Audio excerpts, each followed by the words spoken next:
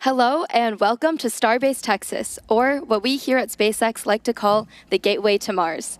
I'm Amanda Lee, a build reliability engineer at SpaceX. And I am Dan Hewitt with SpaceX Communications. Everybody, welcome back to Starbase. If you've been following along, today is going to mark the third attempt to get our 10th Starship flight test off the ground. First one was back on Sunday. We stood down then to troubleshoot an issue with some of our ground systems, had a leaky hose. We replaced that, got to our attempt yesterday, lost our battle with the weather gods and some anvil clouds in the area, but we're hoping the third time is the charm. Yeah, fingers crossed for sure. Yeah, so at the moment, we are actively loading propellant onto the vehicles. Our engineers are on console, monitoring the vehicle, all of the systems as we count down to liftoff. Prop load is underway. We are looking better on the weather this time, good on the range, and we are targeting the very beginning of our window at 6:30 p.m. Central Time. Our objectives for today, really with the ship, are going to look very similar to the last couple of launches, looking to deploy those Starlink simulator satellites, fly a whole bunch of experiments during Starship's reentry, testing the limits of its heat shield and its flaps. Ultimately, we want to see ship do controlled descent, soft splashdown in the Indian Ocean. That's really what we're looking for today. Regardless of the outcome, though, goal is always to collect as much data as possible. That gets us one step closer to a fully operational Starship. That's right, and either way, flight tests guarantee the maximum level of excitement, and Starship will allow us to fly the heaviest payloads ever flown and ultimately fly humans further into space than ever before, even all the way to Mars, as we always talk about. Our progress here at SpaceX is measured by getting closer to establishing a self-sustaining civilization on Mars, and these are the flights that are forging that path. That's right. Now, a whole bunch has happened to get us to this 10th flight test. We're not going to go all the way back to the beginning, but we're going to start with Starship's 9th flight test, which lifted off in May. That one did end with what we call a rapid unscheduled disassembly, or a RUD, on both the ship and booster. Let's take a quick trip back. So Flight 9 marked the first reflight of a Super Heavy booster. We saw successful hot staging and the first ever deterministic flip, which gives us extra performance. The reused booster was flown at a much higher angle of attack to push the envelope on capabilities. This did end up causing some internal structural failure, eventually leading to a rapid unscheduled disassembly at landing burn. Ship, though, continued its ascent. While it was going, though, we saw pressure dropping in the main fuel tank, rising in the nose cone. In this view, you can see pop. The fuel diffuser inside the pressurization system, we had a hole develop. The ship still managed to complete its ascent burn, got to its planned velocity, got to second stage engine cutoff. Really huge moment. After that, though, we did run into some issues with attitude control, which eventually led us to skipping the payload deploy and Raptor relight demos. Starship eventually re-entered the atmosphere in an off-nominal attitude, and communication was unfortunately lost approximately 46 minutes into the flight test during entry, but not before we got one heck of a light show. That's right. Looking forward to another one today. The booster RUD, we went back and looked at it. That was caused we had a much higher than predicted forces on the booster structure, really honing in on that internal fuel transfer tube inside. That was all due to that angle of attack experiment we were running for today's flight, and any of the remaining ones on this version of the booster. We're just lowering the angle of attack for the booster as it comes in, relaxes those forces, minimizes the likelihood that we see that kind of structural failure. Yeah, and then over on the ship side, we redesigned the part of the fuel pressurization system that failed on Flight 9. We put it through a more rigorous test campaign and subjected it to flight-like stresses, and eventually we were able to actually run it for more than 10 times the expected service life with no damage, which was super exciting. Yeah. Our goal is always, of course, to make it through all of the objectives we set, but any result that teaches us more about Starship performing in the real-world environment helps us to make those targeted iterations and improve quickly. Yeah, that's kind of been the secret to our success. That's how we developed Falcon 1, our first rocket. That's how we developed Falcon 9, which we've already flown more than 100 times just this year. A little insane, and 500 flights overall. Yeah, super exciting for Falcon 9. And again, we're trying to follow their lead and launch, learn, and repeat. Yeah, so we finished Flight 9. We were getting ready for Flight 10, and if you followed along, we originally had a different ship number 36, that was slated to fly on Flight 10, but that experienced a pretty major anomaly during its static fire test out at our Massey's test site. We were actually in its second static fire, a 6 engine. We were loading cryogenic propellant on board. We saw a sudden energetic event, complete loss of Starship, damage to the stand, and some of the immediate area surrounding it. The most likely root cause that we were able to identify was undetectable or under-screen damage to a composite overwrapped pressure vessel, or COPV, in Starship's payload base section. To address this probable cause, we are operating the COPVs on Starship at a lower pressure and also implemented additional proofs and inspection methods. Meanwhile, though, got to maintain our launch schedule, got to keep testing, so we pivoted to actually using the launch pad, the same one we're stacked on right now, to do ship static fire tests, something we had never done before. A retrofit was the fastest path to get back to flying. The team was able to engineer, implement a solution. We used a ship transport ring, sawed some stuff off, welded some stuff on. We're able to mount the ship, load propellant using what we usually use for the booster, and then do 2 different static fires on that orbital launch mount, doing that in a matter of weeks. Yeah, it was really an incredible turnaround to see. And the static fires did give us the data we needed to progress to launch, and are a prime example of our engineer and technician teams working together to build creative solutions to keep us charging forward to bring Starship online. Yeah, even while we did all of that, we're still in the process of rebuilding that Massey's test site. That's where we want to continue testing our ships in the future, and we're getting it ready for that next generation of Starship version 3. Yeah, very excited. I'm looking forward to it. Yeah. Okay, back to the rocket on the pad currently. Starship is the first orbital launch vehicle engineered to be fully reusable. It's built for frequent flights and a significant amount of payload. It is the largest rocket ever made, ever flown.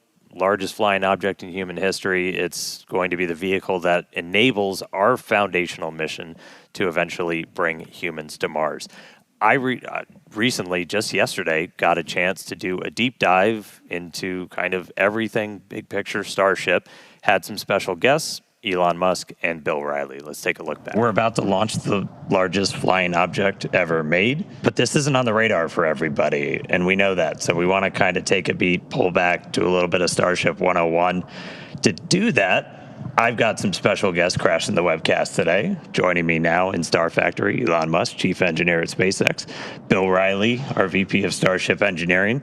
Thanks for being here, guys. I know we got a rocket about to get off the pad, but let's start people off like high level. Like, why are we here? What the hell are we doing here? Well, I don't know about everybody, but I'm here to try to build into the future that I imagined and dreamed of as a child, where starships with people are out among the stars exploring the universe. Yeah, so the why, it's always important to explain the why of things. And the why of Starship is that we want to be a multi-planet species to extend consciousness beyond Earth, I think for two main reasons. One is to ensure the long-term survival and prosperity of life as we know it in consciousness, which if we are a multi-planet species and ultimately a multi-stellar species out there among the stars, the probability of survival is much, much longer. That's kind of the, defensive aspect or life insurance for life collectively. But then there also need to be things that are inspiring and exciting and that give you reason to live. Life cannot just be about solving one tragic problem after another. There must be also reasons to get up in the morning and be excited about the future. And a future where we are a spacefaring civilization is infinitely more exciting than one where we are not. And we're doing it all pretty unique location. I mean, the pad's behind us. We got rocket on the tower. We got another tower with it. We're sitting inside Star Factory. And I mean, it wasn't like this for very long. This is all pretty brand new. Yeah, I think we moved Starship here in about the early part of 2019. So we've been coming that entire time and seeing the site evolve from a double-wide trailer and a tent where we built Starhopper to the first suborbital test flights. And now we have behind us 2 towers for the first time as we build towards the first operational flight from the second tower at the end of this year. And this beautiful building, million square feet, where we're able to work towards a production line of Starships. Yeah, the SpaceX team has done an incredible job of building out really the most advanced rocket manufacturing facility that has ever existed. This is far beyond any rocket fabrication facility that has ever been built. This is essentially alien-level technology, and it was all built here basically down by the Rio Grande River and close to the beach. It's an incredibly improbable location, and this used to be a sandbar. I think we're about, 3 feet or about a meter above sea level. It really was nothing. If you see the time lapse from sandbar to two launch towers and a gigantic rocket factory with high bays, and we're going to be building something called the Gigabay, which is like one of the largest enclosed volumes on Earth. So it's sort of like a gigantic Borg cube that we're going to be building here for building and storing these gigantic rockets. It's really spectacular, and anyone can come and visit. So because we're on a public highway, and we're literally by a public beach, you can actually come and see the rocket. You quite close up. I mean, you can drive past it, and you can also look at the factory. And anyone can do this from anywhere in the world. So if you can come and visit and check it out. I think it's pretty cool that it's just not right now. Just not right now. Just not right now. Obviously not when we're launching because there's some safety issues. But the rocket's often just sitting on the pad without any propellant in it, and then you can just come here and visit. It's very easy. Yeah, I think it's a really special place. Yesterday, the ship went down the road behind us, and I saw families outside on Sunday going for their Sunday stroll, and they were greeted by Starship going down. And I think that from the very beginning, the thing about Starship, different than Falcon and other rockets that I'm aware of, is we designed it to be mass-produced and mass-produced at scale. And it's not about building one Starship and getting to orbit once. It's about doing it in a sustained and rapid way. Yeah, we're aiming for ultimately thousands of ships to be built per year, which is what's needed in order to construct a city on Mars that is self-sustaining. And the major fork in the road of destiny will be when the Mars city is capable of surviving, even if the resupply ships from Earth stop coming for any reason. And that reason could be something cataclysmic, or it could be that that civilization simply subsided. There's always this debate throughout history of will civilization end with a bang or a whimper. But either way, if the critical thing is to get to the point where Mars is self-sustaining and can survive even if the resupply ships stop coming for any reason, which means that you need to build an entire base of industry on Mars in order for Mars to survive. For example, it's not simply enough to build a chip, like a computer chip factory, but you need the ability to build computer chip factories. So this is going to really take a lot of tonnage. I mean, my guess is at least 1 million tons to the surface of Mars, and maybe it takes less than that, but it's going to be a lot. But this is a very exciting future. It's one which will ensure the long-term survival and prosperity of life and consciousness, and it's the critical stepping stone to get from this solar system to other star systems, and perhaps go out there and explore, and perhaps we'll encounter alien civilizations that maybe they're alive now, or maybe they enjoyed a period of prosperity for millions of years, but also died out millions of years ago. So it's humbling to think of the age of the universe, according to the standard model of physics, being approximately 13.8 billion years old. So an incremental million years would be 3 digits past the decimal point. And if you look at, say, our civilization and measure our civilization by the first evidence of writing, which is about 5,500 years ago, civilization as measured from the first writing is only 1/1,000,000th of Earth's existence. Or blip. Yeah. Yeah. Flash in the pan so far. Yeah. Well, we're getting some cool shots. Rocket out on the pad right now. We tell people, like, come down, see it. It's hard to get, like, a sense of scale of just how massive this thing is. And we were able to catch somebody working on it a little while ago. And, like, part of the reason you said we're sending millions of tons, that's kind of why this thing is so massive. I think in this image, Dan, you can actually see the person working at the bottom of the ship, and as we zoom out, you see the full ship, that sort of two-tone silver and black, and then the booster below it, right? And it really sets the scale, which doesn't come across, I think, other than in person. And when I do tours, I like to say Starship is real, Starship is big, and Starship is really big. And I think you can see there, and with the factory shots you saw earlier, again, we've got Flight 10 on the pad, but we got many more behind it. Yeah, so I posted a video yesterday of just a brief scan of part of the Starship factory, and you can get a sense of the scale of the factory. Yeah, I guess we could talk a bit about why Starship is the way it is.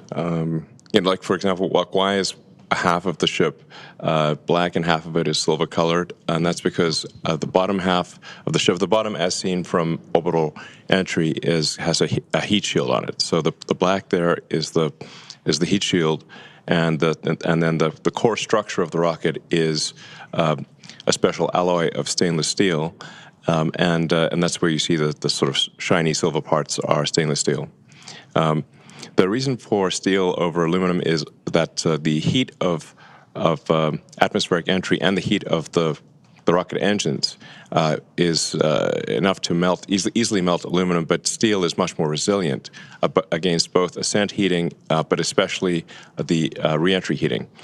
And you don't have to paint it, which is actually very difficult to paint a large object that is going through cryogenic cycles and have the paint stay on. It's quite challenging. And so we've talked about it. It's massive. It obviously takes a whole lot of energy to make that thing move. And that's where Raptor really starts to come in. Most advanced engine on the planet. Giant yes. lightsaber. No, that's a lightsaber and a half.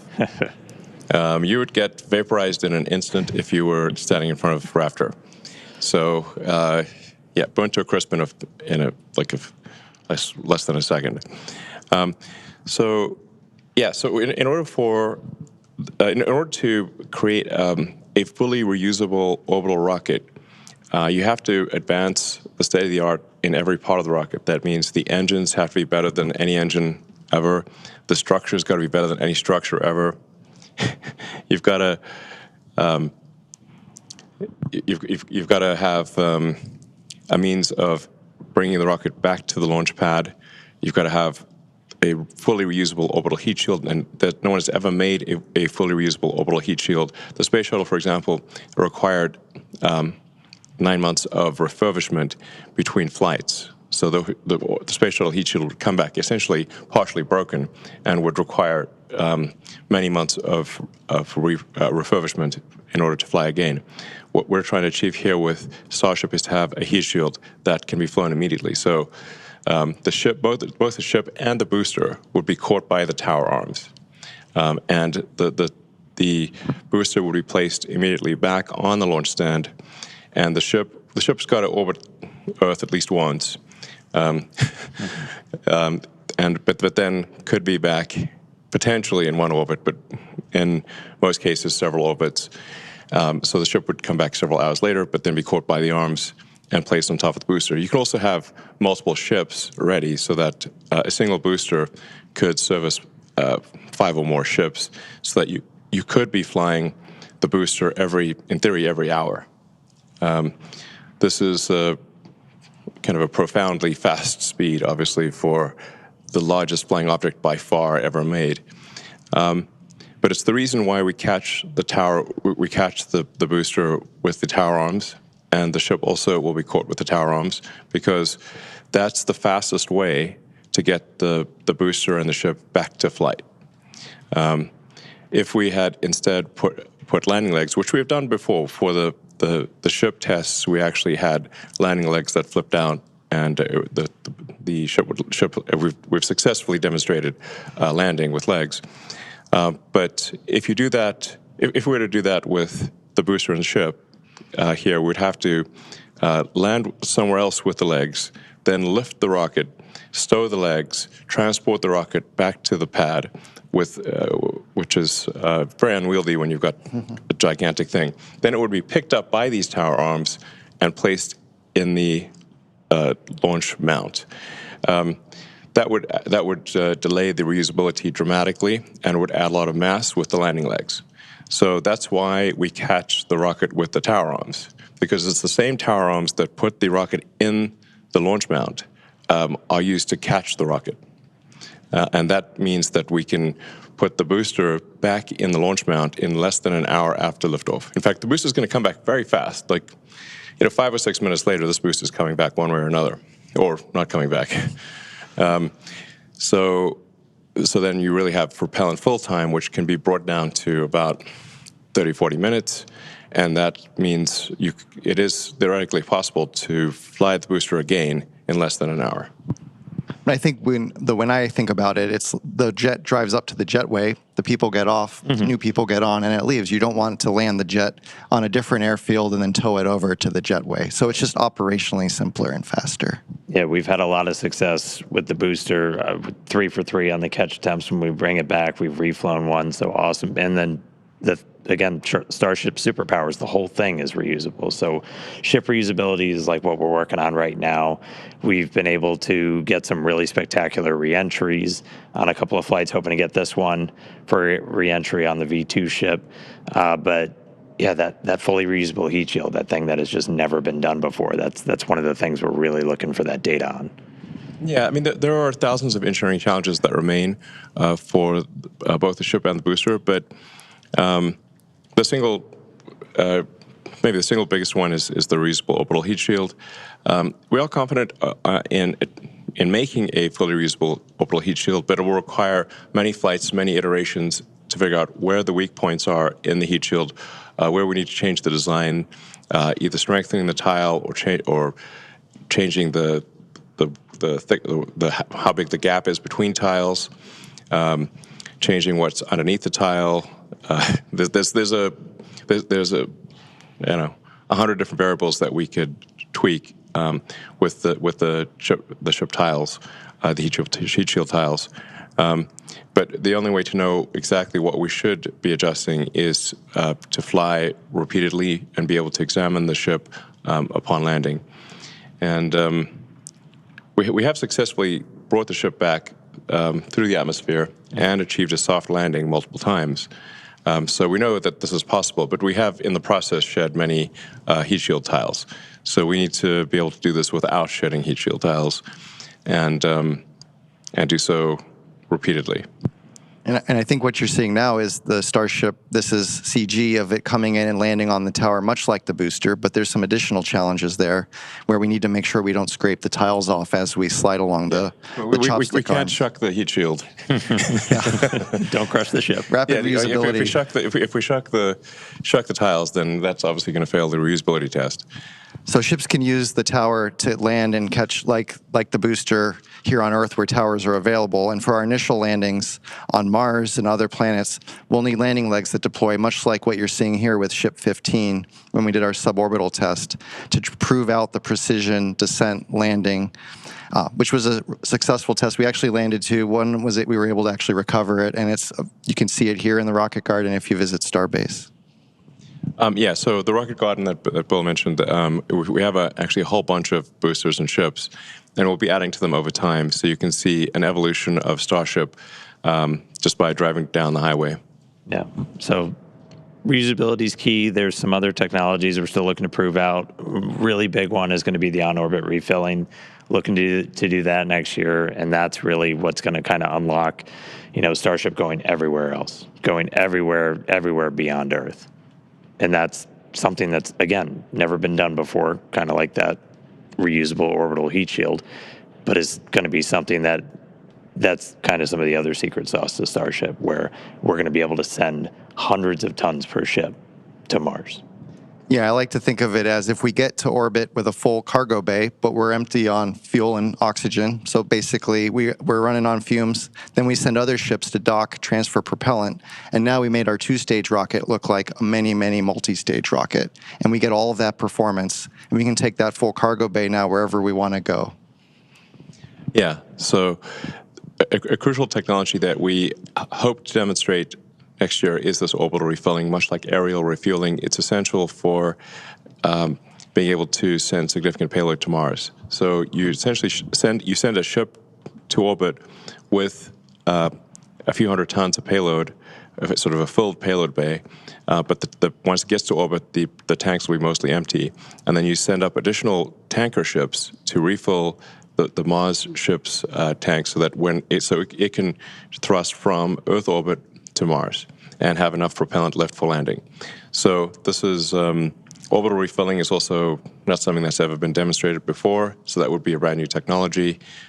We obviously have at SpaceX figured out how to dock repeatedly with the space station. So in a lot of ways, this is like docking, and in some ways it's easier in that SpaceX is docking with its own craft, but no one has ever demonstrated propellant transfer in orbit, to the best of our knowledge, and so this would be propellant transfer at a very large scale.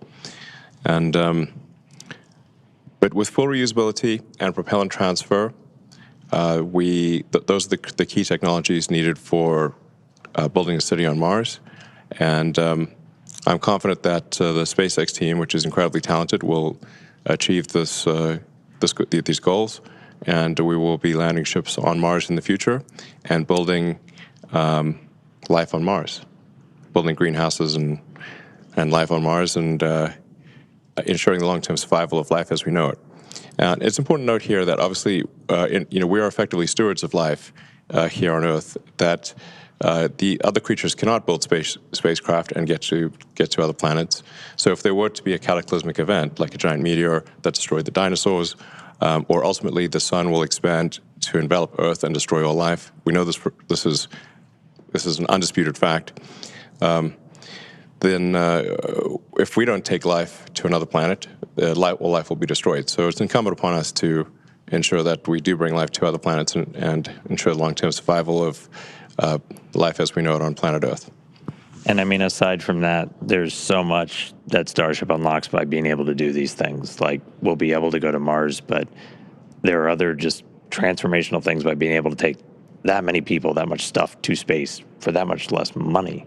Yeah, I mean, I think like understanding our planet better, being able to move people around the planet, make it feel smaller and more accessible. You could go anywhere on the Earth, in less than 40 minutes, basically, in terms of flight time. So I really do see Starship as being this thing that can connect us, just like Starlink connects our information. This can connect us more physically. Yeah. So there's really nothing faster than a rocket. Really, an orbital rocket is the fastest thing that we know of of the fastest means of transport. So, like, you could go from LA to Sydney in less than half an hour. You could go LA to Tokyo in less than half an hour. You could go from New York to Singapore in half an hour. Everything's probably half an hour, basically. Some things might be 10 minutes. Yeah, that's true. I mean, yeah, sign me up for that, please. All right, cool. Cross the Atlantic in 10 minutes, no problem. Please, yes, sign me up. You're going 25 times the speed of sound, so that's 30 times faster than a commercial aircraft. And it's a whole hell of a lot better view. Yeah, it's a hell of a view. Yeah. All right, cool. Anything else, guys? Anything else? Well, you're I mean, really excited we about could coming say a out? lot more. Yeah. Maybe we should go check in on the rocket Yeah. and get All on right, console. we're going to go back on console to hopefully the weather supports a launch tonight. Yeah, thanks for tuning in, and yeah, thanks for your support. All right. Obviously, that was really cool. There's probably not anybody else cooler on the planet to talk Starship with. Still very ready to sign up for that point-to-point travel too. Also, though, it's really hard to relay just how much power is being generated by these engines on this rocket. We try to compare it to something like a little bit closer to home for people. We've used an airplane a lot of times. That's just something a little more tangible to folks. Yeah, if you were to stack Starship up against one of the biggest airplanes out there today, the 747, just one Raptor engine is double the thrust of all 4 airplane engines. Super crazy to think about.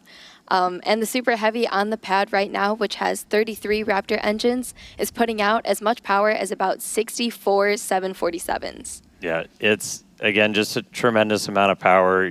World's largest flying object. It's crazy. And again, that was really cool to just go through that.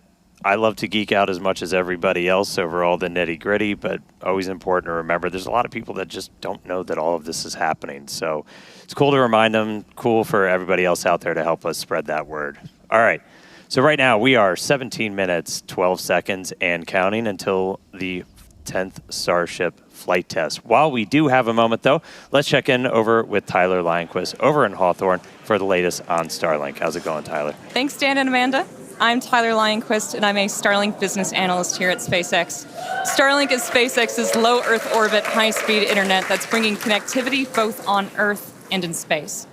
Now, for today's mission, Starship is outfitted with 4 Starlink terminals, allowing us to get live views of ship while in orbit and all the way down to splashdown in the Indian Ocean. Our Starlink satellites are built in Redmond, Washington, which is also where we monitor the health of the entire constellation. So let's take a quick look for more on Redmond.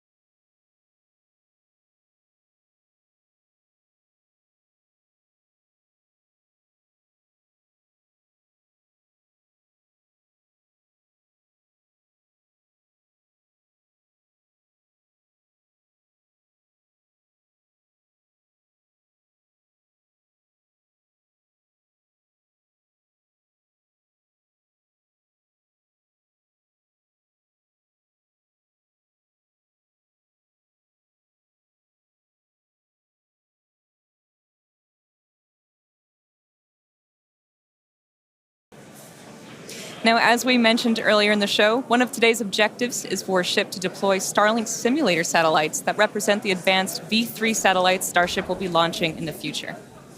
And as you can see here, once Starship reaches a nominal orbit, the payload door will slowly begin to open to prepare for deployment. The Starlink satellites will be dispatched relatively quickly, one at a time, like a Pez dispenser, as you can see on your screen. They'll be situated in one long stack, taking up as little space as possible, allowing for an efficient deployment sequence. Once a set of Starlinks are deployed, the next set advances and deploys until they are all drifting away from Starship to prepare for their on-orbit life. Each Starlink V3 launch on Starship is planned to add 60 terabits per second of capacity to the Starlink network. That's more than 20 times the capacity added with every V2 mini launch on Falcon 9. So we're talking about a massive increase in performance all around, which will ultimately enable Starlink to serve as the communications backbone of the missions to the Moon and to Mars. So for now, we're going to turn it back over to the team at Starbase. Thank you so much, Tyler. Okay, let's turn our attention to today's flight profile, which will feel familiar because it is. We're looking to get our first re-entry with this iteration of SHIP, and we're again intentionally stressing Super Heavy during its return. The next generation booster is on the horizon, so the objective is to push and learn all we can from this current version. All right, let's jump right in. As always, it's going to start with liftoff. Super Heavy ignites 33 engines lifting off from Starbase and ascending. It's going to power that ascent for about 2.5 minutes until we get to hot stage separation. Super Heavy shuts down all but 3 engines, deeply throttles the remaining ones, stage 2 lights its, and flies away. We have stage separation, a directional flip. It's going to descend. We're going to do some landing burn experiments and then do a splashdown in the Gulf. Meanwhile, SHIP continues on with its ascent burn, again reaching a planned suborbital trajectory. We'll attempt to deploy 8 Starlink simulator satellites and then head back for re-entry, where we'll be testing multiple experiments, including missing tiles, metallic tiles, and intentionally loading the vehicle's flaps. SHIP will also attempt a flip maneuver, and if all goes as planned today, we'll conclude the test with a soft water splashdown in the Indian Ocean. So that's what we have on deck for Flight 10, which is just about 11 minutes, 40 seconds from launching. That's right. And so just a quick status check-in. So as you said, we're about 11.5 minutes away. We have some good news. We got our latest range and weather status, and surprise, everything is looking green today. Thank so goodness. that's the biggest news that we were looking for. Again, weather is the main watch item for today, but we are green right now. We're not tracking any issues with the vehicle or ground systems, so we are looking pretty good for launch. We did all of our normal pre-flight checkouts with all the different vehicle and pad systems. At this very moment, we're almost done, or we're pretty far into our prop load on SHIP, and a little bit more to go on the booster. Yep, looking closely, it looks like we're nearly closed out on SHIP, like Dan said, about 70% of the way through on both methane and LOX on the booster side. We'll continue loading prop for a while. We'll close out at about T minus 30 minutes, 20 seconds on SHIP, and then 30 seconds later, we'll finish up loading prop on the booster. Yeah, so bottom line, a little over 10 minutes to go. Range is green, weather is green, vehicles looking healthy. We're looking good to launch right at the top of our window at 6:30 p.m. Central Time. Can't wait. All right, now let's quickly talk about Mars, since everything we do is part of our foundational mission to get to the Red Planet. Each Starship launch is to learn more and more about what's needed to make life multiplanetary and to improve SHIP to the point where it's taking millions of people to Mars. Yeah, we've shared the plan previously in the last couple of months. We're looking to start sending the very first Starships to Mars next year. These missions, not with people. We're just looking minimally viable landers, so let's just prove that we can get there. And so we're just going to focus on learning as much as possible, but looking at all of those different phases, you know, prop load, prop transfer on orbit, sending stuff out to Mars, doing the transit, doing the entry, and just doing a landing. And in our next window, around 2028 to 2029, we're going to attempt to land the initial infrastructure and start delivering more equipment as well, while evaluating available resources on the Red Planet.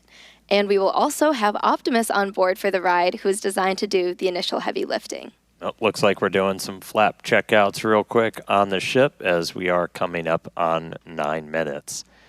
back to Mars, though, as those wrap up by about 2030, 2031. We'll continue to increase the payload per ship, build out more infrastructure out there on Mars's surface, start to mine some of those resources, set up some propellant generation plants, build up some fuel and some oxidizer to send Starships back from Mars. By the time we get all the way to 2033, we're looking to double the amount of payload we're sending with each ship as we get closer and closer to building a self-sustaining presence on the red planet. Yeah, definitely lots of exciting missions ahead of us, and these are going to be crucial to setting up what we'll need for humans to eventually inhabit the planet, and we won't be doing this alone. The Italian Space Agency and SpaceX recently signed a first-of-its-kind agreement to carry Italian experiments on the first Starship missions to deliver customer payloads to Mars. So these payloads will include a plant growth experiment, a weather monitoring station, and also a radiation sensor to gather scientific data during Starship's approximately 6-month interplanetary coast phase from Earth to Mars and also on the Martian surface. It's a really exciting mission. Makes showing up for work really fun for us. We're going to need to launch a whole lot more, though. So while we're just under 8 minutes away from launch today, let's head back over to Tyler and Hawthorne, talk a little bit about how we're going to be increasing the number of Starship launches going forward. Tyler? Thank you, Dan and Amanda. So to put it plainly, in order to launch more Starships, we need to build more launch pads. And that's exactly what we're doing at Space Launch Complex 37 at Cape Canaveral Space Force Station in Florida. Now, Pad 37 has a storied history, most recently with the Delta IV rocket and for the missions for the U.S. government. And prior to that, the pad supported critical development for the Apollo lunar program in the 1960s. And we are honored to have the opportunity to continue making spaceflight history at Pad 37 with Starship. But first, we need to optimize the pad. So earlier this year, we started dismantling some of the existing infrastructure to prep the site for Starship operations. This will include up to 76 launches a year, with up to 152 landings at that location for Super Heavy and for Starship. And to support this flight rate, we plan on building 2 launch pads. Each will have 1 tower that can support launch and landing, plus deflector systems, launch mounts, and water deluge systems. This will also include a propellant farm that will produce propellant on-site and serve both launch pads. So there is a lot of work in progress, but Pad 37 is only one part of our plan for Starship operations in Florida. A few miles away from Pad 37 at Kennedy Space Center, our 380-foot-tall vertical integration facility called Gigabay is under construction. Once complete next year, Gigabay will be capable of housing multiple Starships simultaneously for rapid assembly and integration. And meanwhile, at Launch Complex 39A, we're building Starship's infrastructure to support up to 44 launches and up to 88 landings a year, independent of operations at Pad 37. So with 2 launch complexes in Florida, we'll have the ability to fly up to 120 Starships annually, not including our flights from Starbase. So action is well underway in Florida. How's it looking in Texas? Thanks, Tyler. Things are continuing to look good for launch here in Texas, so getting pretty close here with just under 6 minutes left. You mentioned Gigabay. We're currently laying the foundation for a Gigabay here at Starbase as well, and we expect it to be up and running sometime next year. So yeah, there's a whole bunch of Starships on the way, and we're going to need more hands on deck. So come help us build the gateway to Mars. Visit spacex.com/careers to see all of our openings. Yeah, I've been here for a couple of years now. Nowhere more magical, more inspirational on the planet. If you're a space nerd, you can come be like Amanda and build these things for real. It's pretty insane. It's super exciting. And yeah, come check us out. All right. Absolutely. It's surreal to be here for sure. Okay, so we are looking like we're about 5 minutes away from launch and heading into terminal count. Range and weather are continuing to look good, and prop load continues on both stages of Starship. We'll close out here in just a minute or so. Yeah, we're just about done. It looks like, let me grab my numbers real quick. We're not tracking any issues. We are just creeping up to 90% full on the locks on the booster, a little over 93% on ship. Fuel on the booster, and then ship we're just about to close out, so only a couple of minutes to go there. Once we're done, you've got just shy of 11 million pounds of liquid propellant on board those 2 different stages.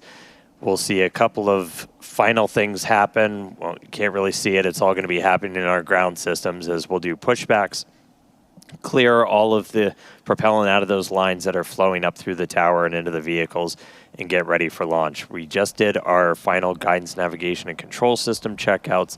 Our flight safety system is being armed right now, and we're doing our final wiggle checks shortly with the engines on the thrust vector control. It's how we're steering the rocket.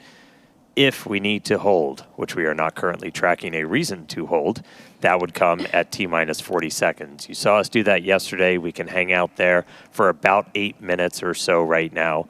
That's the point. It's built into the countdown. If we need to wait for clouds that just won't go the heck away or any other issues, we can hang out at T-minus 40 for a bit. But at the moment, we're not planning to do that. Now, once we pass that T-minus 40-second mark, a number of events are going to occur in rapid succession. The ground spin and ignition systems come up to flight pressure. Ship will switch over to internal power, and after that, the QD arm lockout is removed in preparation for retraction, which occurs shortly after T0.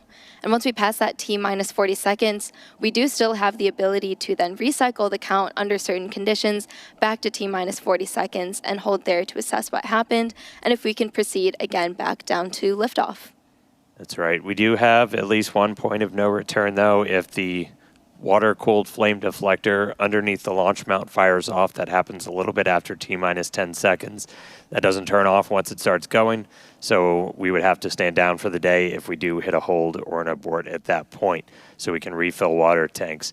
At this point, we're not sure if we'd be able to attempt tomorrow because we have fully loaded the vehicle. We have to do a lot of fancy scheduling to get propellant in here as fast as possible, but again, we've got a pretty heroic and amazing team that works all of those logistics, got us into our attempt today after we did a unplanned wet dress yesterday during our attempt.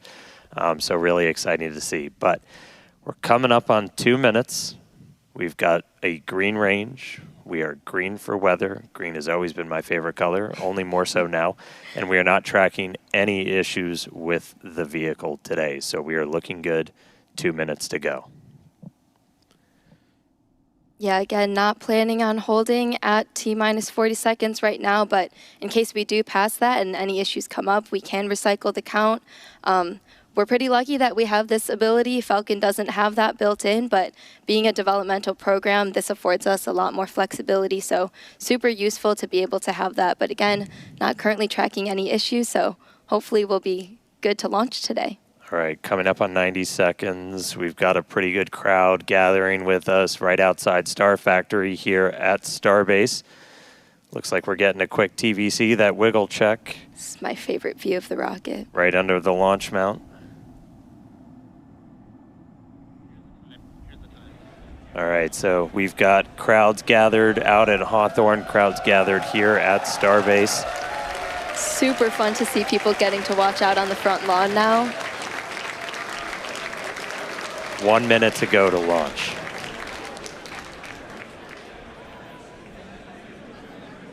All right, so again, our hold point comes up at T-minus 40, not tracking any reason to stop there, so we should see us go right through that. All right, we are through T-minus 40. We are counting down. We're going to let our flight director, Maciek Batura, take us the rest of the way. 30 seconds, the 10th liftoff of Starship.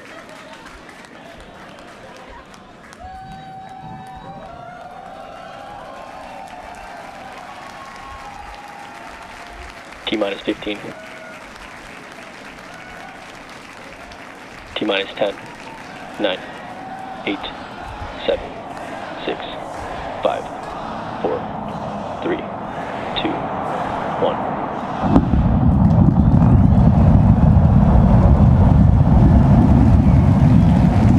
We have liftoff.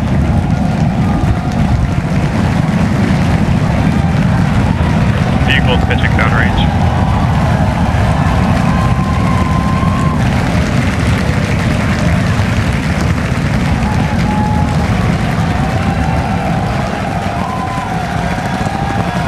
Booster chamber pressure nominal.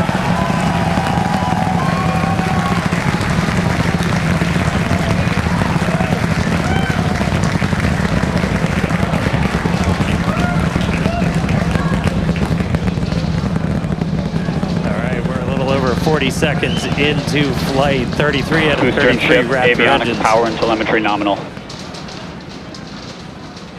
Getting good call outs, healthy systems on the booster as it starts to pitch over the Gulf.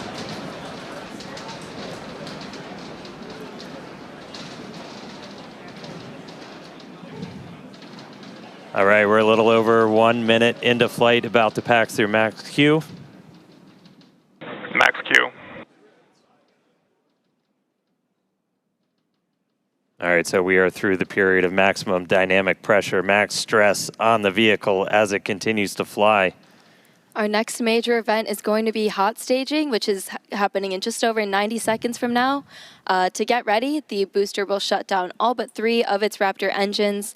The clamps holding the 2 stages together will release, and the Starship second stage ignites its engines. The ship then separates from the Super Heavy booster and heads to space. At the same time, the 3 engines still firing on Super Heavy will flip the booster around.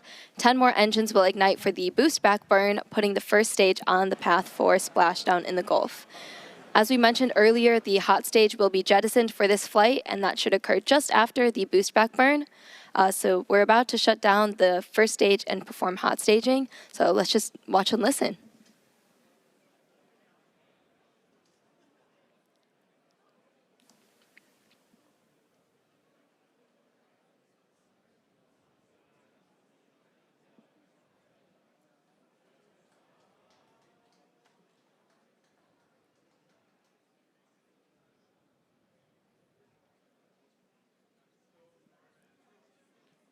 All right, seeing the engine start to throttle down. MECO.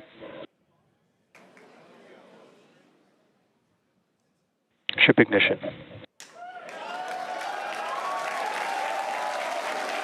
Boost back burn startup. Stage separation.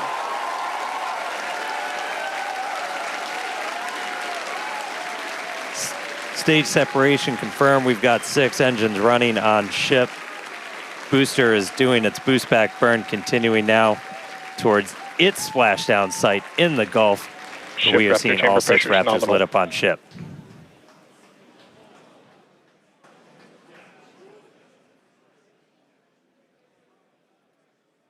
You heard them report ship chamber pressures nominal, so that chamber pressure, just that expected thrust level in those Raptor engines on the ship. 3 vacuum optimized, Ship 3 sea avionics, level, power and all telemetry looking nominal. good.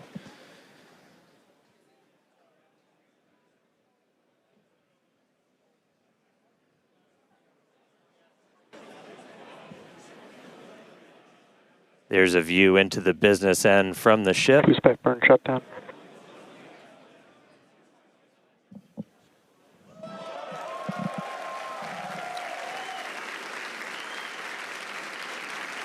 All right, so at this point, we finished our boost back burn, so that was shut down. So that's the first of the 2 burns after a launch that the booster is going to do today. So now it's headed towards the Gulf. It's not going to be quite as an aggressive of a flight down. We relaxed that angle of attack a little bit, but we are then going to be looking for it to do its engine tests for the landing burn, and those are going to be a little unique this time. Yeah, typically we start with all 13 inner engines lit for that landing burn and bring that down to just the center 3. But one of our test objectives for today is to simulate what an engine out situation would look like. So we're going to be intentionally turning off one of those center 3 and instead lighting one of the engines from the middle 10 ring. Yeah, we did see one of those engines in the middle ring shut down during the initial ascent. Oh, looks like we have hot stage jettison. You can see it floating away there to the left of the booster. Yeah, we did see one of those middle engines shut down during the ascent. Again, we are resilient to engine out on Super Starship Heavy. flying That's why we're able to get through our ascent. Starship flying on the expected path. There's still a chance that engine could be back in the mix for the very start of the landing burn, so we'll see if we light up all 13. But we've even done a landing burn at the tower with an engine out, so very resilient. We'll see how it does on its way down to the Gulf, though.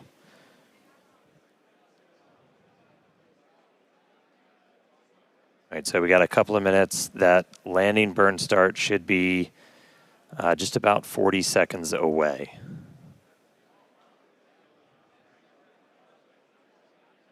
That's always rad. You can see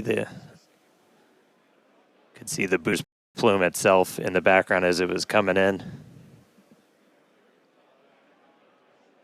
All right, about 20 seconds to landing burn. Ship Raptor chamber pressure is nominal.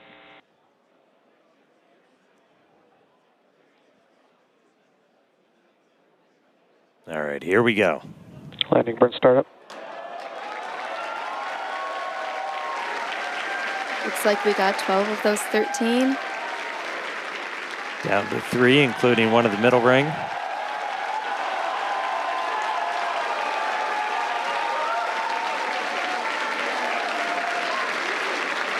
Down to 2.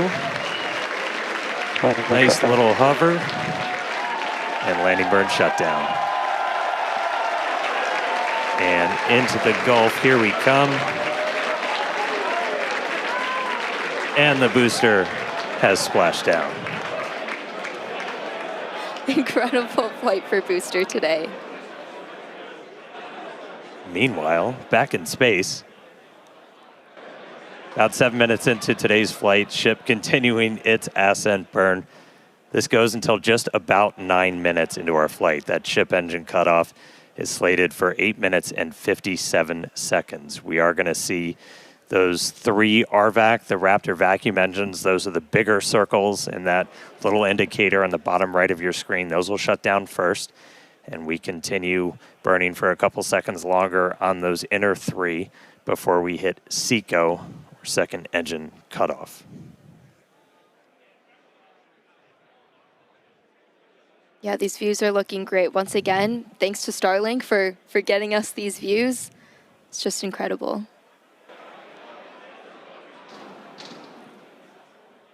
And we just heard the sound from booster. It's like we just got a late boom from the booster.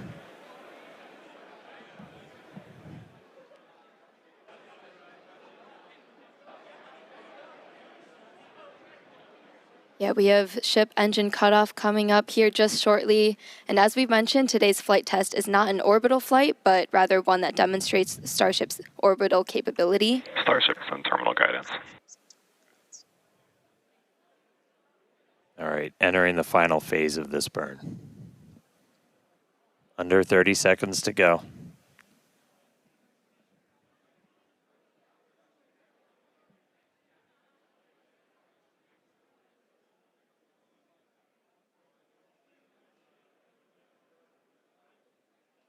All right, shut down the vacuum engines.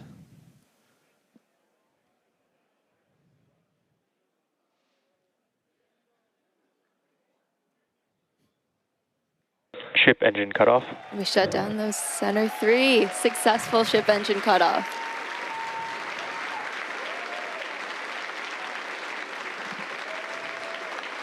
SECO, baby. There we go.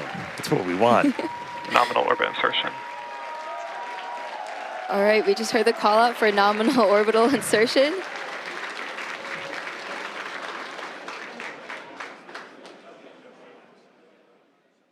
All right, so ship is in space. There we go. We're seeing the flaps starting to move into a stowed position. That's why it looks like your camera's moving. Yeah, exciting to see Starship safely in space, and super pumped to see all the team's hard work in action here today. And of course, as guaranteed, it's been an exciting day so far.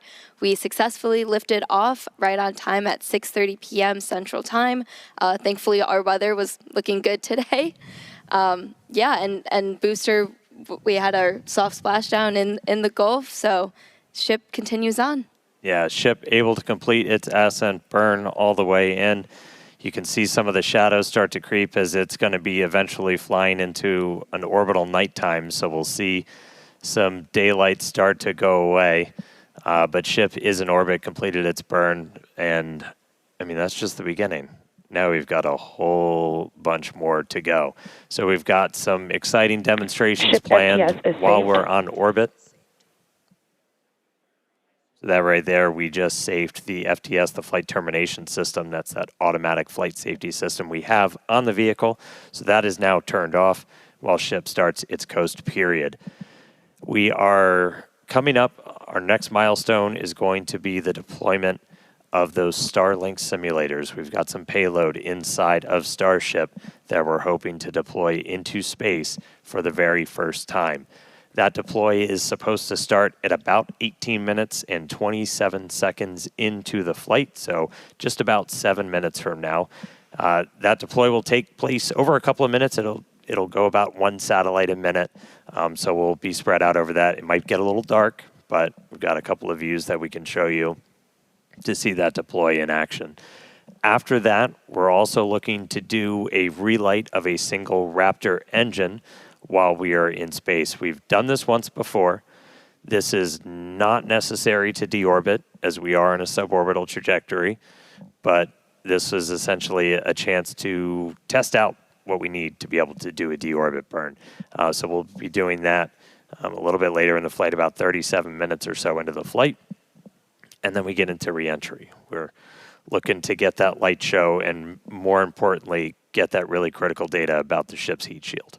Yeah, exactly. At about T plus 45 minutes, we'll be heading for reentry. Again, running those experiments with the tiles. We're going to be doing missing tiles, metallic tiles, and also intentionally loading those vehicles' flaps. Hopefully, we'll also see a splashdown in the Indian Ocean today. Yeah, we were able to get to a reentry last time, but we didn't have full attitude control, so we weren't able to go in, heat shield first the way we're designed to. So we ended up losing contact with the ship before we could make it all the way through. So you still get data, but you're not really getting the data that we want to make sure we're kind of stress testing the vehicle. As Amanda just said, we removed a bunch of tiles, and we do this in some intentionally scary places on the vehicle because we're really looking, are there spots that were vulnerable to this? Before we ever start moving towards, putting ship into a full orbital mission to then do reentries a little bit later on. So really, really critical to get that data, really looking forward to a controlled reentry. Yeah, for sure. As we always say, our main payload is data, but today we also have some actual payload on board, and those simulators that Starship will be deploying, we'll see coming up here in just a few minutes. These are dummy satellites that are about the same size as our V3 Starlinks. We have 8 in the Starship PEZ dispenser and expect to deploy at a rate of about 1 per minute, as Dan mentioned earlier. Starlink is critical in all of our flights on Starship to get our main payload data, as we always say. And in fact, it's Starlink that's currently providing these views you see as Starship cruises a couple hundred kilometers above our home planet and provides real-time telemetry through every phase of flight. Yeah, we took a peek inside of the Starship payload bay there for a second. So there's 8 of them there.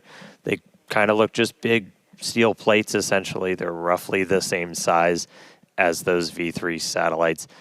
When we do get that view inside of the payload bay, the payload door will kind of be on your right, and we'll start to see them go out like a PEZ dispenser. Yeah, here's a look inside. So those right down there in the center, they're kind of 2 stacks of 4 on either side, and then the payload door is just to their right.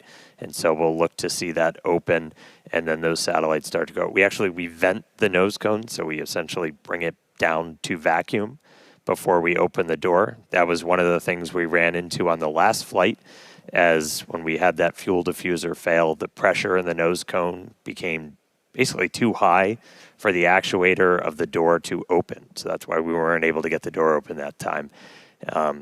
We have not seen anything like that on this flight. Everything's looking good with our fuel tank and our fuel press system.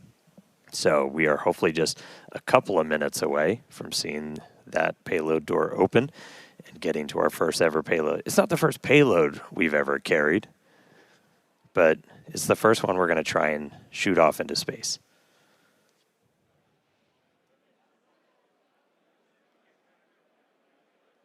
All right, so I think we're supposed to open the payload door in just about a minute and change.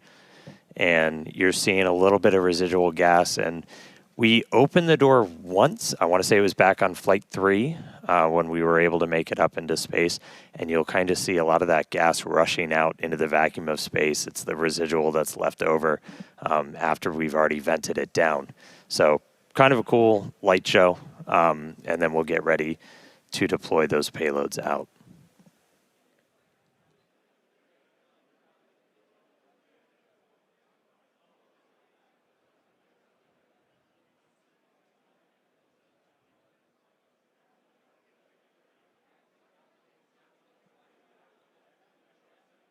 And as we mentioned, so we have crossed over now at this point into an orbital nighttime. So views from the outside will get pretty dark, but we'll see what we can see. We do this by design. We've been launching these later in the day here in Texas to try and get daytime views when we splash down. So it's daytime over in the Indian Ocean, where we are currently headed.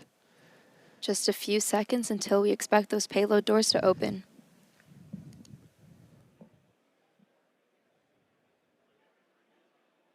All right, one more time. Open the pod bay doors, Hal.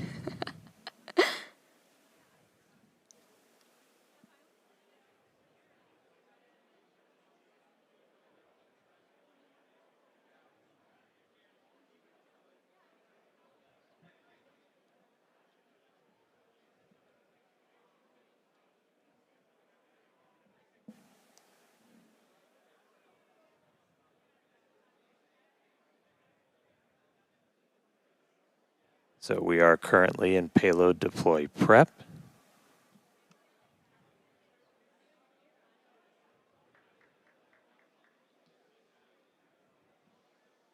And the door is open.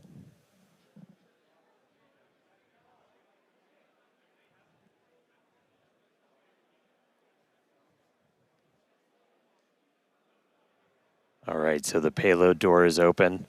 We should see the first satellites start to deploy at about T plus 18 minutes and 27 seconds. So should be only about 30 seconds. So one step closer. Hal listened this time. He cooperated. He opened the payload door for us. There's a view kind of behind the Pez. You're looking out into the vacuum of space. About 15 seconds until payload deploy.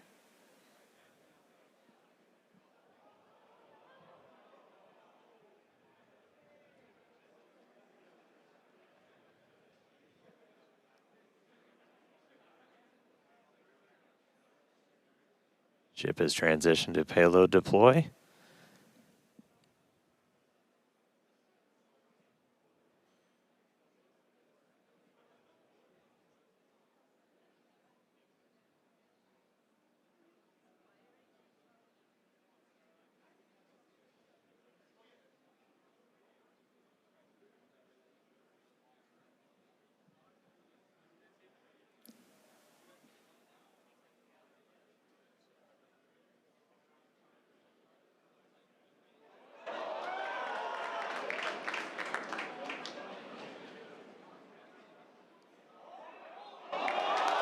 There we go.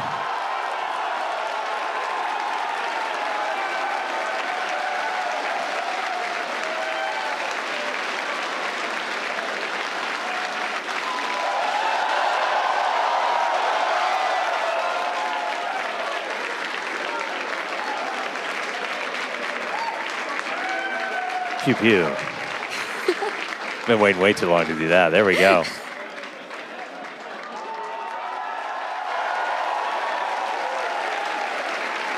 There goes another one.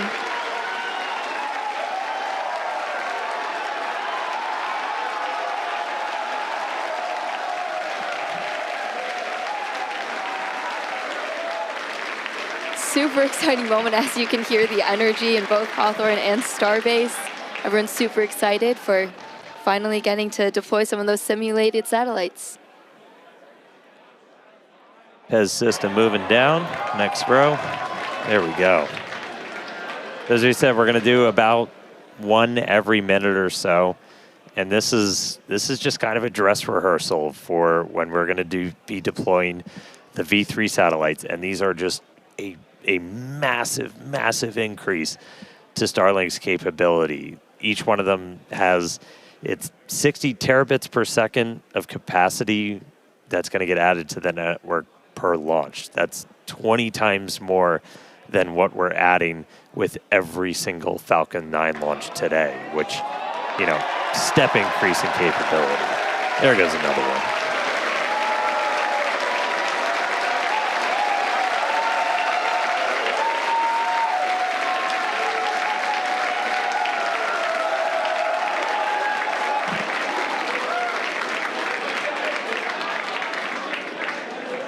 All right, so as we said, we've got 8 total that we're going to go through today. It's about a minute for each one, but looking good on payload deploy.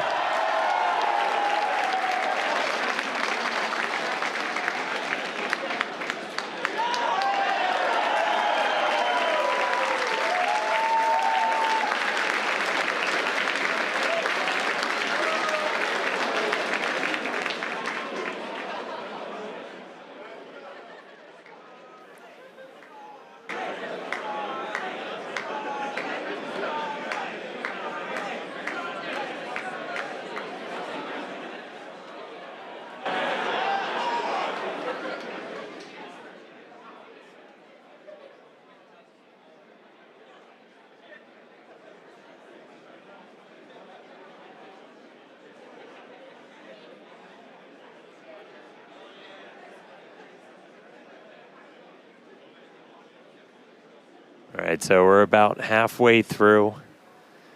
When we actually start launching the V3 Starlinks on Starship, we're going to be flying about 60 each time. So it'll be about an hour to get through a full stack. But again, it's just going to be a massive increase in the amount of bandwidth. It's going to enable gigabit upload download for people with Starlink anywhere on the planet. And for us, Starlink is just a tremendous part of just the Starship flight test program. Yeah, absolutely. Always getting us that data. And yeah, the amazing views we have on the vehicle today. Yeah, views brought to you by Starlink of us deploying Starlink simulators before we deploy actual Starlinks. How deep does it go? All right, another one firing out.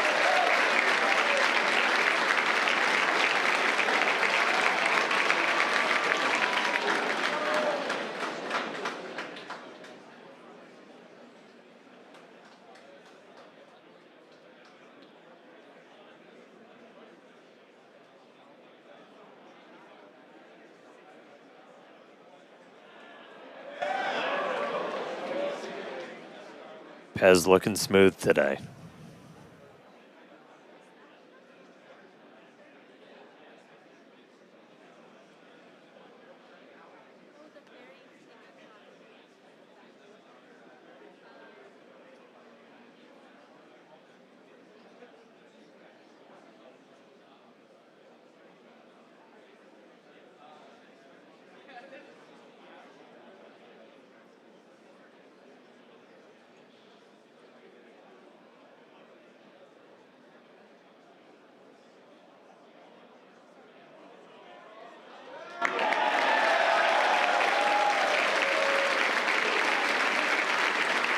All right, looks like we've got one left. Almost there.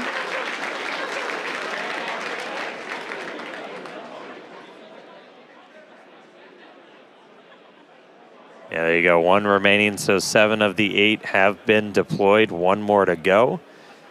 And then we will have completed our first ever payload deploy operation.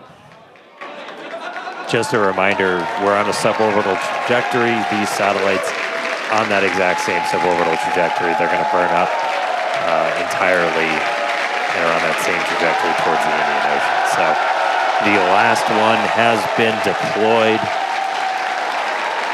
Starlink simulator payload complete. Heck yeah, everybody. Loving the energy from Starbase and Hawthorne. There, yeah, now it's empty.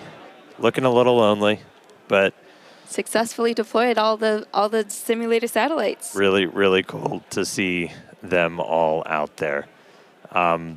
Again, people that have followed know Starlink's really critical for the Starship program, in addition to, getting all those views back from the cameras on Starship, which this is an external view. As I said, it's dark outside right now. The lights are off. So it's going to be hard to make stuff out. But in a little while, the sun's going to start coming up as we get to re-entry, which is going to be really critical. We use Starlink for Starship data. Cameras also use it on the cameras that we use to bring you views of these launches and also, hopefully, of the re-entry and splashdown. We'll see what we get from the Indian Ocean today. And that's just kind of how it all comes together. Like, we're using Starlink on the planet, off the planet. With Starship, we actually get a pretty insane, if you're in the space industry, bandwidth to space is usually pretty minimal.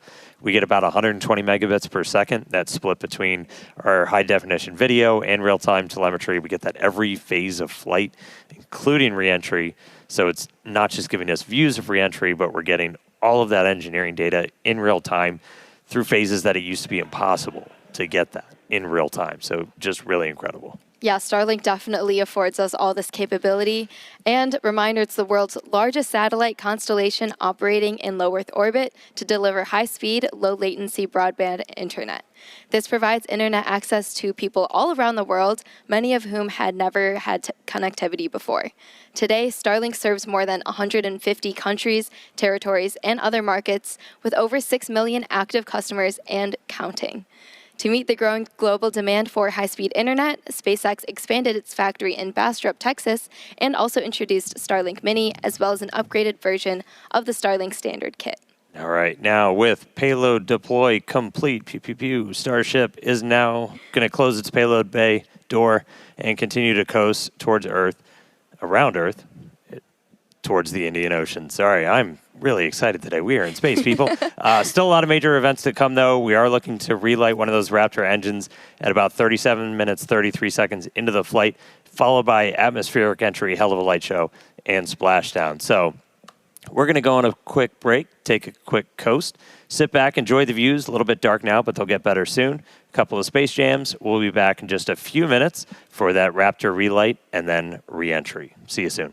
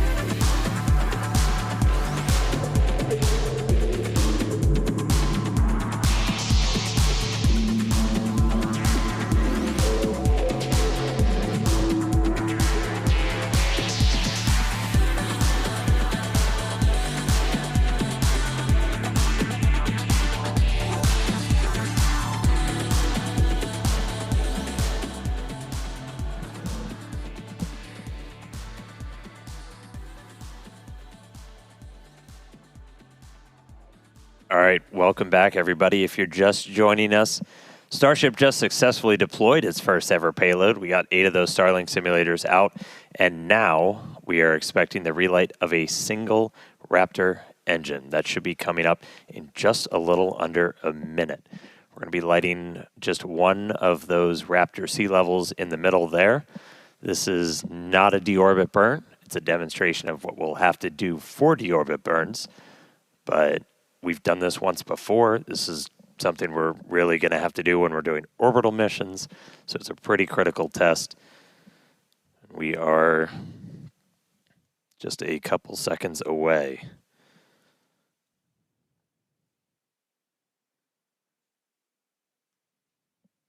Sorry, we're about 20 seconds away, psych. So we got a little bit more time. So we are going to see one of those Raptor engines light back up. We are through the deorbit demo gate, so we should be seeing it momentarily. Relight demo startup. And shutdown.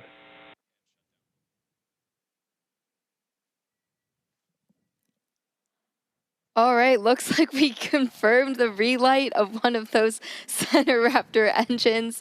Second time we've done that. Super exciting. Nominal Huge orbit congrats insertion. to the team on this milestone. Very exciting to see. That was a cool light show. Yeah, I get to do a mini version here. So again, that's going to be really critical for when we're doing deorbit burns. Like as you're going through, which if you don't have one of these, my God, they're so much fun. But like you're able to actually like light. Oh, Dan, turn it on. Light that engine. Not set my co-host on fire. And that's what we'll eventually do to, break out of orbit, come back down to Earth. So really cool to see one of those engines light back up again in space. That was our last in-space thing. Very exciting. We're going to be heading back for re-entry at about T plus 45 minutes. So we're going to take another quick break, and we will see you soon.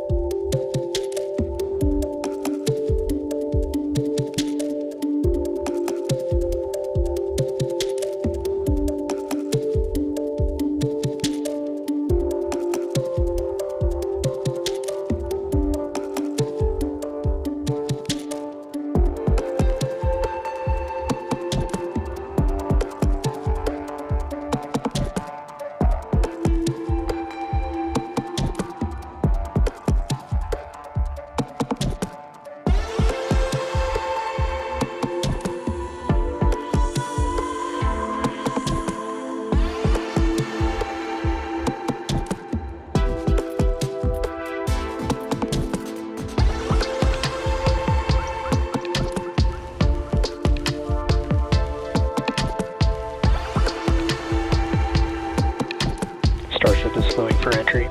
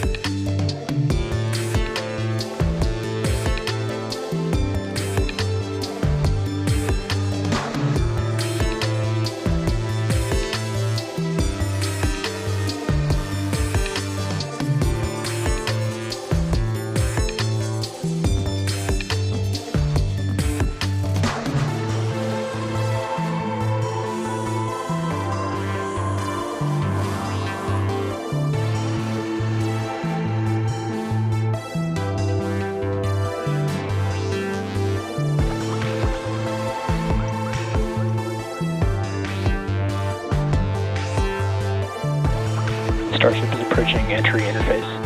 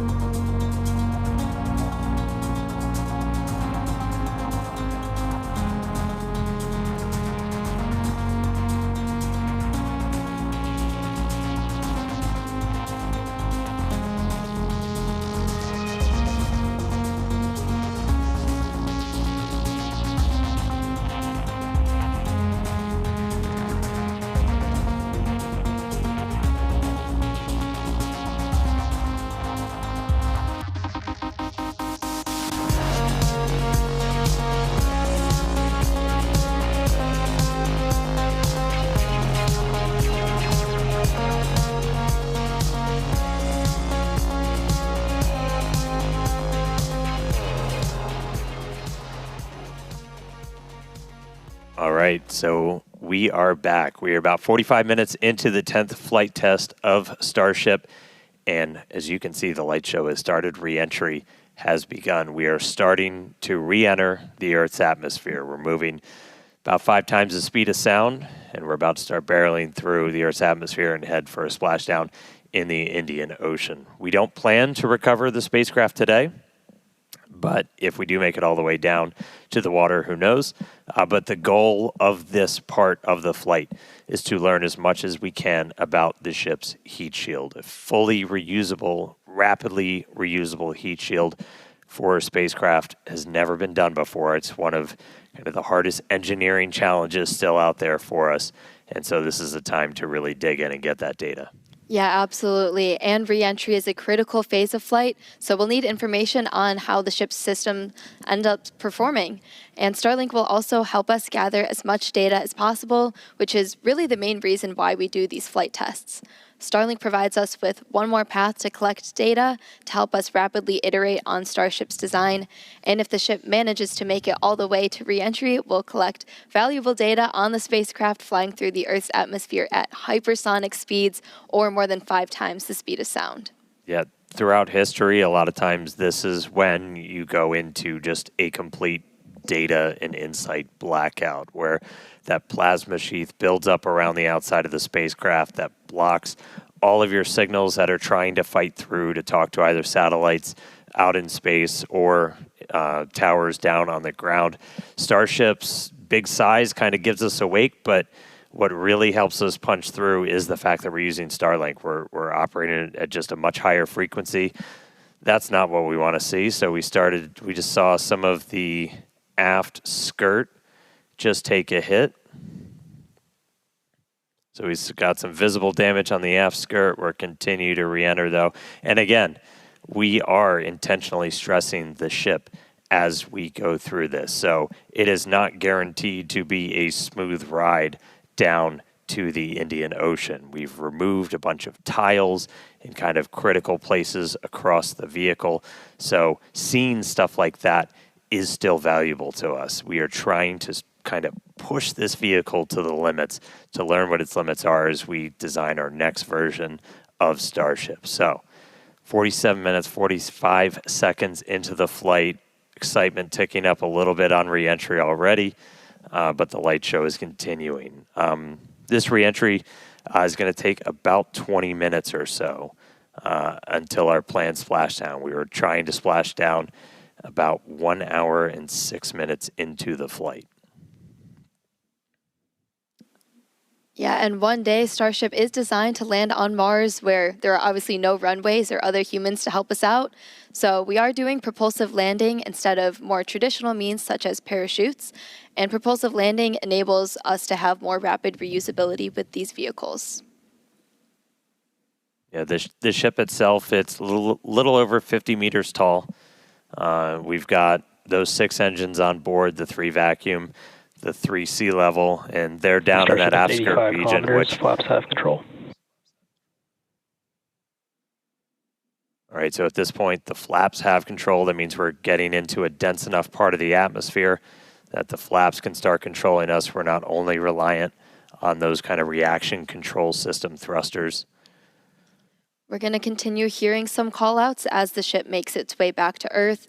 So when we hear entry max heating and entry max Q, that will mean the ship has made it through the maximum heating and aerodynamic loads it will experience as it returns.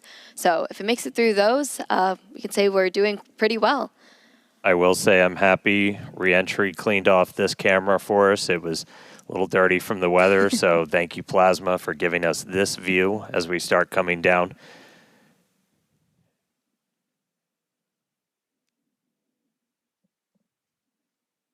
The hit we saw to the skirt, definitely interesting. I will note, when we started doing these missing tile tests, we were intentionally removing them only in the skirt, as that's, that's not over your fuel tanks or anything else that's kind of structurally critical for keeping the entire vehicle together. That obviously exposes your engines, so that could do some things for our landing burn, but for now, we are obviously continuing with this reentry. We are committed. Indian Ocean, here we come.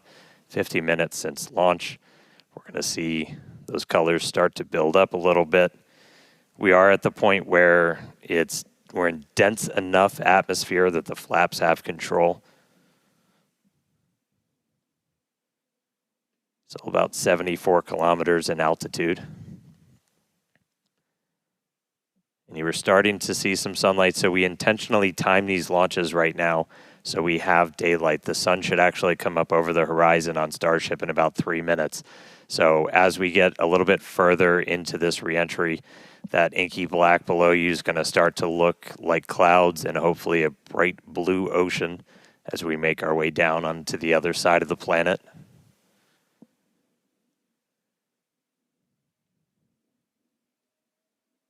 We've got these cameras. These cameras are really cool. We added these several flights ago, looking directly at the flaps as not just the heat shield, but these flaps, how they're able to control the vehicle, withstand that reentry, the seal locations, so kind of where they connect to the ship itself are some of the most critical.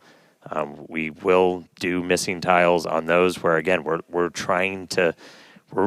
We're kind of being mean to this Starship a little bit. We're really trying to put it through the paces and kind of poke on what some of its weak points are. I mean, we even have missing tiles over some of those fuel tank sections of the ship itself. And so we're really trying to see what are our limits. We're doing this over a completely empty area over the Earth.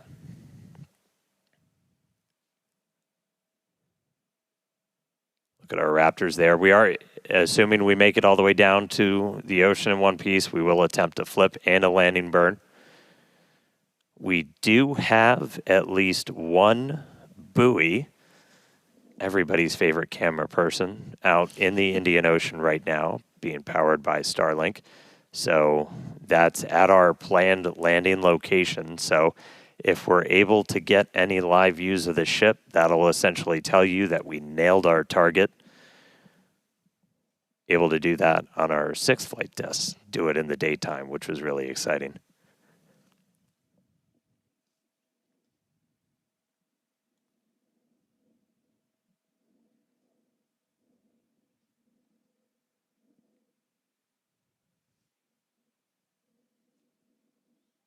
All right, so we're about 10 minutes until we're probably going to start hearing some of the other big milestones coming up. Yep, in about 10 minutes, like Dan said, Starship will be transonic.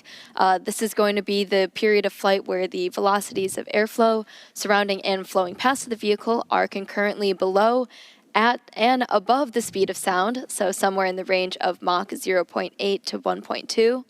For reference, commercial jets have a range of cruising speeds, but most of them fly at speeds between Mach 0.74 and Mach 0.85, so that's 480 to 575 miles per hour or 770 to 930 kilometers per hour. And after transonic comes subsonic. That just means you're slower than the speed of sound. We're still well in excess of that right now. But by the time we hit subsonic, we're essentially belly flopping down. There we go. There's that sunlight. So we're seeing the Earth now come back into view.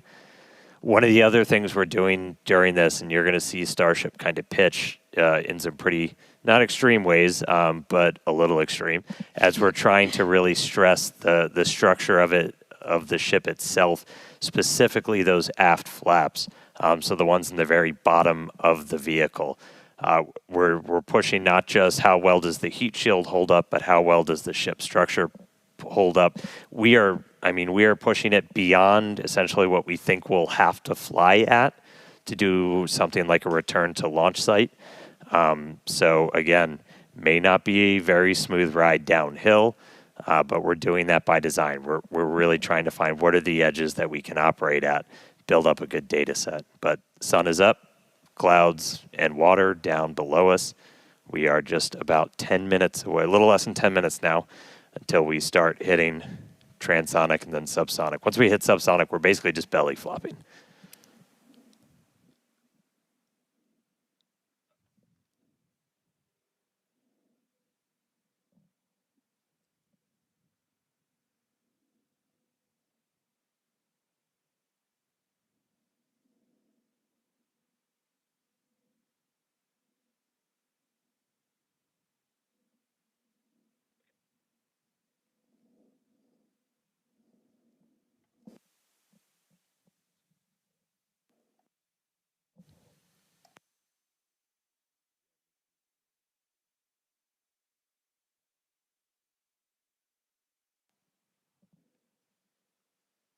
All right, so about 55 and a half minutes in, you can see the sun is up. Again, we intentionally designed these flights to lift off in the evening here so we get these daylight views so we can get as good a video as possible on the ship, assuming we make it all the way down. We've got at least one buoy powered by Starlink that's out there in the landing zone in the Indian Ocean, hopefully giving us a view again.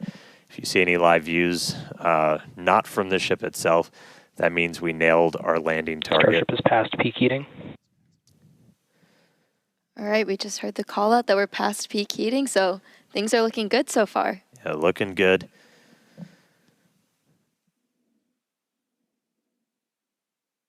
And at this point, again, the flaps are controlling, so this movement you're seeing is that forward flap moving to try and just maintain control, maintain attitude of the vehicle as we're coming down.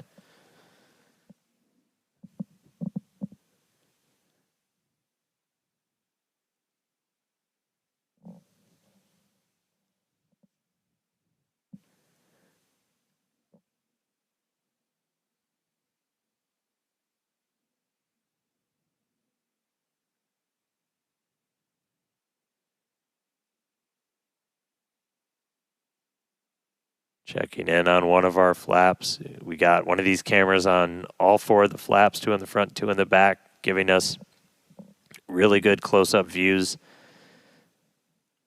As we obviously don't have a camera that can see the entire heat shield. These give us kind of the best that we can do. But looking at those flaps is really, those are just, super critical for controlling the ship. You have some ability to maneuver kind of cross range. So as you're coming in, you can see in that indicator at the very bottom right that we've pitched up quite a bit. So again, we are maximally stressing those aft flaps right now. Looks like we got a little bit of burn through the very bottom part of it. Everything's still looking good. Ship maintaining control.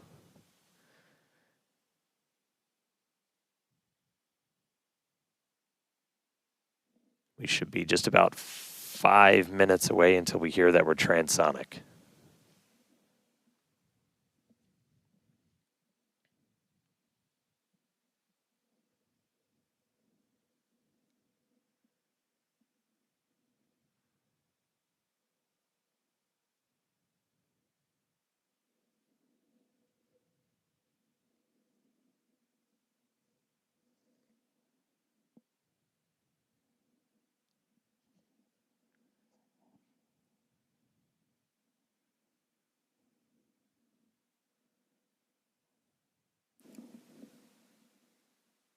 Still a little bit toasty on the aft skirt of the vehicle as we continue coming in.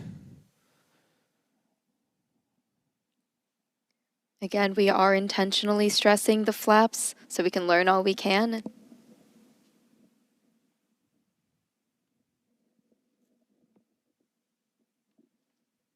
All right, so now we're already well past peak heating.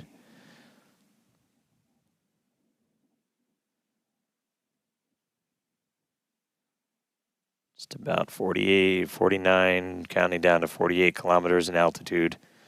Expecting that transonic to come, so transitioning between the speed of sound and subsonic slower than the speed of sound in just a little under 4 minutes from now.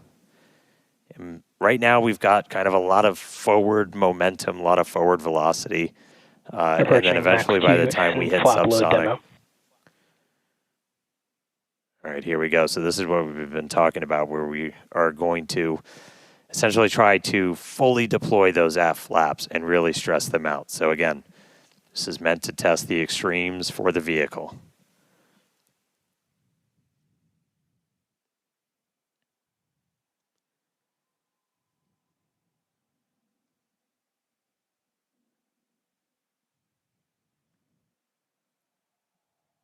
All right. See those flaps swinging out? Again, we're putting ship through the ringer on this flight in.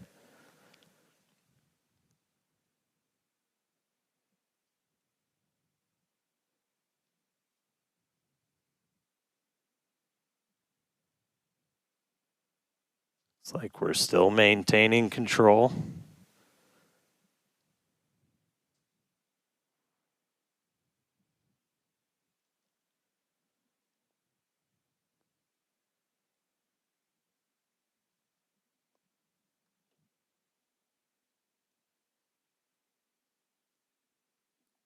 All right, flaps earning their paycheck today, getting through kind of that max stressing. Definitely things looking good so far. We're about 2 minutes out now from Starship becoming transonic. One cool thing to note as we get some of those views showing kind of the whole length of the ship, one of the changes we made after Flight 6 was to change the tile line a little bit. So we had kind of scaled back the number of tiles significantly, as when we go to catch these ships, you don't want to, I think as Elon said, you don't want to shuck the ship as you catch it and knock all those tiles off. So we knew we were going to have to kind of peel back that layer a little bit. And the first time we did it was on Flight 6, and we saw kind of wrinkling and dimples almost in the ship as we were creating these hot spots in the uneven parts of the heat shield. And so we kind of address that. We smoothed it out. That's why you've got kind of that nice smoothed out black line now on the ship. And just looking at it, we can see kind of a little bit of hot spot, a little bit of warping almost.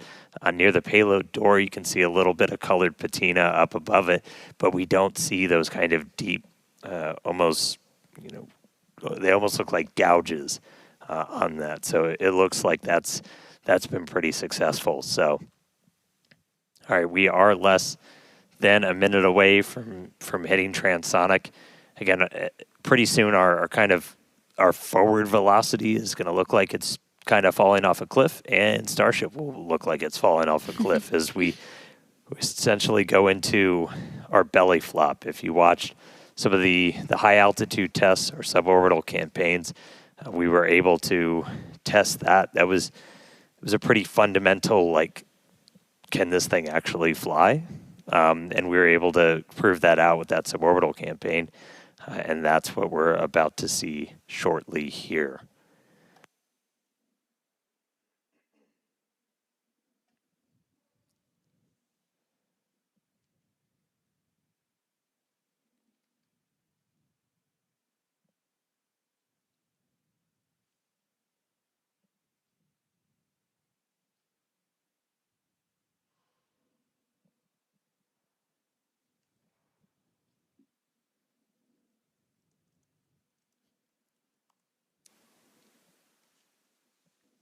All right, so at this point, we've dropped below the speed of sound, so Starship itself is subsonic. We are starting to chill the engines for a landing burn attempt. Landing flip supposed to start in a little over 2 minutes. Subsonic Indian Ocean, we're on our way. Starship is subsonic. There we go.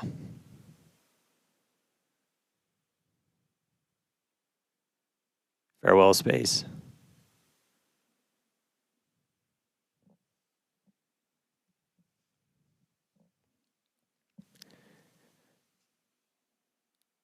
All right, so coming up in just a little under 2 minutes, so we're going to do the flip and the burn. So we're only using those 3 center Raptor engines, the sea levels, the ones that can kind of gimbal, that can move around and steer.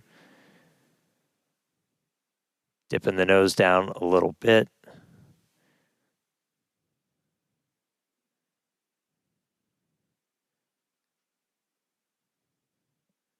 Got 2 of our engines chilled in, waiting on 1 more. So again, we'll attempt to use 3 burns for that initial flip. We eventually go down to just 2 Raptors for the end of the landing burn.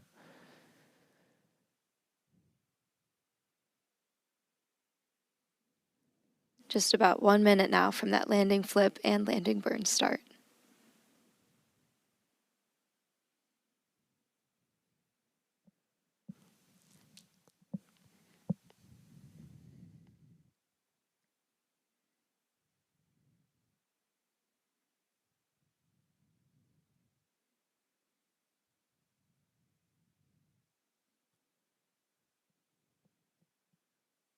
Structurally, we're looking good. Got good pressures in our nose cone for everything.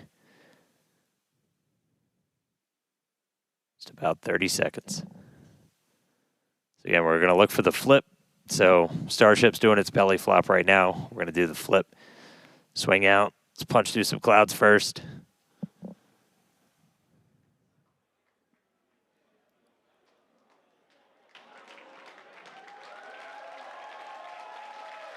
Here we go. Starship landing burn startup.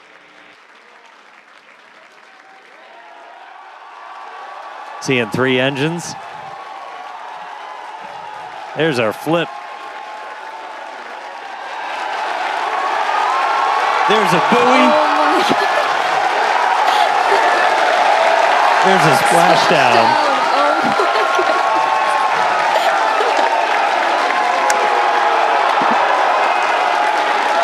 Hey.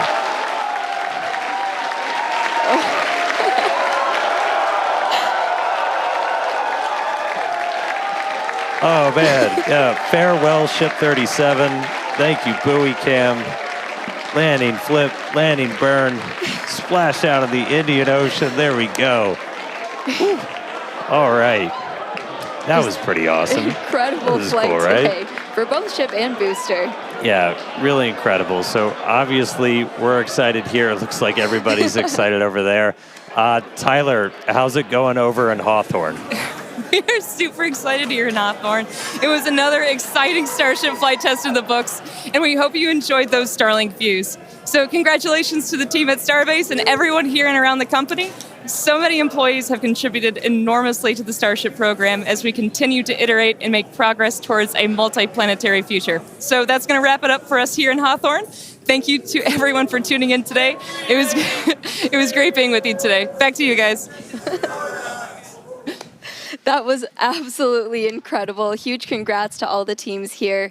Again, we lifted off from Starbase, Texas, right at the top of our window at 6:30 p.m. Central Time. We saw a booster successfully lift us up through ascent, had a successful hot staging where ship continued on with its suborbital trajectory. Booster came back down, had that boost back burn, and a successful landing burn with that unique awesome engine configuration as well. Yeah, and then ship continued on its way, made it all the way into space. We got to see first ever payload deploy. So exciting. That was awesome. We got the door open, 8 Starlink simulators deployed, relit that Raptor engine, and then on entry we probably gave it a little bit of extra time in the oven, but made it all the way through re-entry. All 3 engines started up, landing flip, splashdown in the Indian Ocean. Promised maximum excitement. Starship delivered. Most so definitely. Congratulations, all of our teammates here at SpaceX. It's been a year. Everybody that's worked on this program, this is what we're working for. So big congrats to all of them. Thank you to all of our future customers, too, for your support. And we'd also like to thank the fine people of Cameron County, including the residents of its newest city, Starbase, as well as the Coast Guard, the Federal Aviation Administration, the Government of Mexico, and the Australian Space Agency. Be sure to stay tuned to SpaceX on X for updates, more of the views. This is just a tiny amount of the views. We have so many views that we didn't get to feature on the broadcast. So we're going to be going through that over the next couple of days, and we'll be posting it all there. Yeah, if you're interested in more launch coverage, head on over to spacex.com/launches for the most up-to-date information. In fact, we actually recently rolled out a new departure board featuring our upcoming launches with details like mission name, launch and landing site, and liftoff time. So be sure to check it out. All right. We just launched the world's biggest rocket. Again, dropped a couple satellites off, suborbital. Incredible payload deploy for today. Nailed that double header into the ocean, splashdown, time to go through the data. Really crazy cool to hit all those objectives today. Yeah, huge shout out to all the teams who make this look easy. And thanks to all of you for tuning in, and we will see you back here for Flight 11. Good night.